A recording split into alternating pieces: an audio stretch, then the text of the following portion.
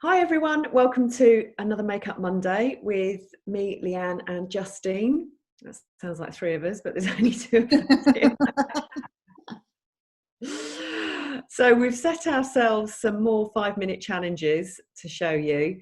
And today we're just going to do some primer and foundation application, just so you can get a really good look at how we apply that for a natural but flawless and long-lasting finish. Yeah, because last time I think we did the whole face within 5 minutes, which was a bit of a challenge. But I know when I've watched it back, I'm really rushing my application, so I should be able to take more time over the application, but still get it done within the 5 minutes. Yeah, we hopefully should be able to achieve this quite easily. I mean, obviously, the more imperfections you've got in your skin, then the more time you're going to take over it. Yeah. And obviously, if you've got flawless skin anyway, it's going to be a lot easier. So, should we start with primer? Yeah. So if I just set my timer now. We've both got skincare on, haven't we? Yeah, I've got my Factor 50 moisturiser, which I put on after my shower sort of about an hour ago. So that's all soaked in nicely. So start with our primer. I always like to wear primer. I've got my Mercier Radiance primer. So that gives them a little bit of luminosity to it. It's got lovely texture. So I'm going to pop that on using my fingers. So that really brightens the skin, doesn't it? I think I need one of those, but I'm using Arbonne's makeup primer. This has a really lovely smoothing effect. So I'm just going to put a little bit on the back of my hand. I went a bit heavy-handed with mine.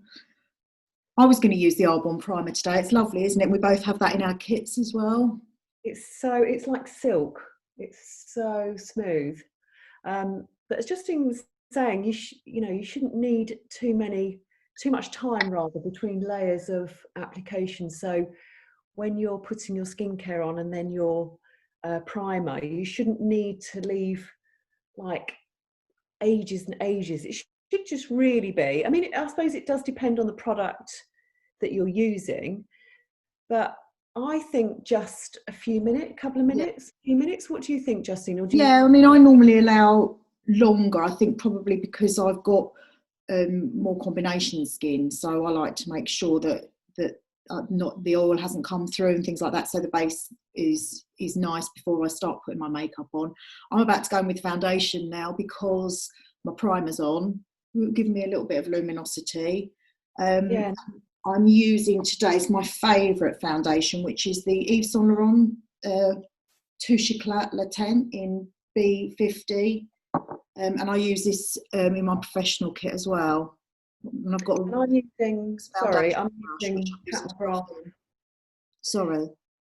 Sorry, Skin Fetish Sublime Perfection in number 11, light medium. It's suiting my, particularly it's suiting my skin shade at the moment, and it's really super light. So I'm having to use a different shade of foundation to what I would normally wear because my skin's got a little bit of colour to it. But I've got a lot of different colouring in my skin. Got the freckles come through, the neck that's always paler, and then more colour on the chest. So it's choosing a foundation that sort of blends all of those areas together. I do find, I mean, I have more variation in my skin in the summer, I suppose, because even though we're wearing a high factor, we're still catching a little bit of the rays, especially at the moment where it's been sunny for kind of feels like weeks on end. Yeah.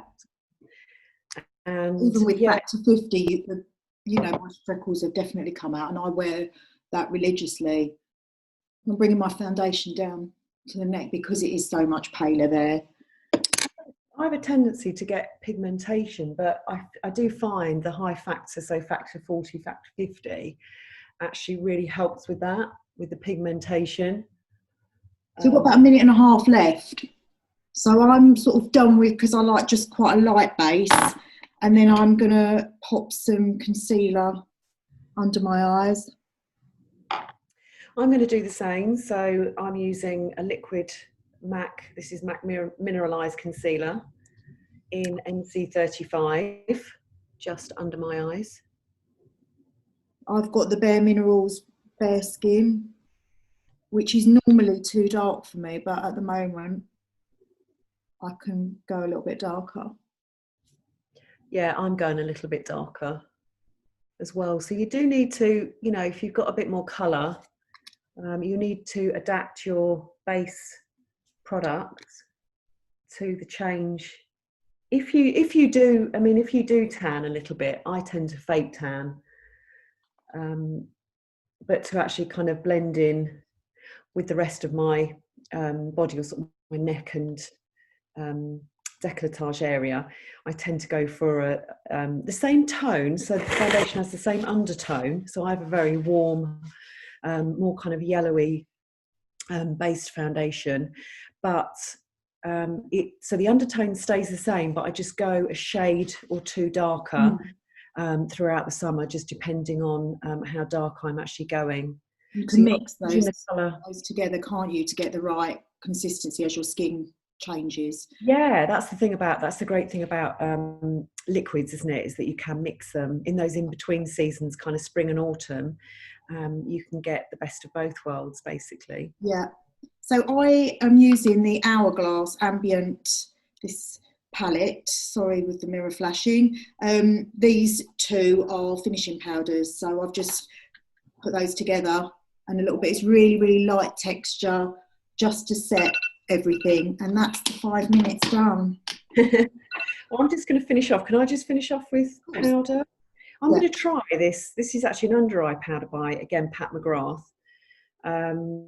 So it's supposed to soften the lines under, but it gives a kind of slight glow. It is white, so it looks like it wouldn't work on me at the moment with my skin tone, but actually it's like a translucent, and I really kind of focus on the middle of my face. Yeah, where the oil's more likely to come through. And that's a great, if you've got translucent powder, that kind of thing is great in our kits, because we can use it on all different skin tones rather than having to match up a powder to a skin tone. So they're really handy to have and easy to choose when you go out shopping, rather than trying to get the... And some powders are more translucent, aren't they? So they've got a really light texture. Yeah. And they don't look chalky or powdery. No, like this one, I love the finish that it gives me. Quite expensive, these palettes. We've talked about them in a video before, but you have got your blusher and your bronzer in there, so it's quite good if you were going away. You can take that and it's got all of your powders in it. I was going to say, Leanne, as well, we did a foundation wardrobe video before as well, didn't we, talking about having different sorts of foundations for different seasons and depending on how much coverage you want and what your skin tone's like. So that's another good video to watch to get an idea of how we... YouTube channel. Yeah. And yeah, just if you want to start on shades and different textures and formulas, have a look at the foundation video as well. So we more or less managed to do that in 5 minutes. We did. So if you've got any questions about that, or there's anything else you want us to cover, then please let us know. So that should give you a long-lasting and flawless base. It should, I mean, depending on the formula you use, it should last the entire day. Yeah. So thank you for watching. Thank you. Bye.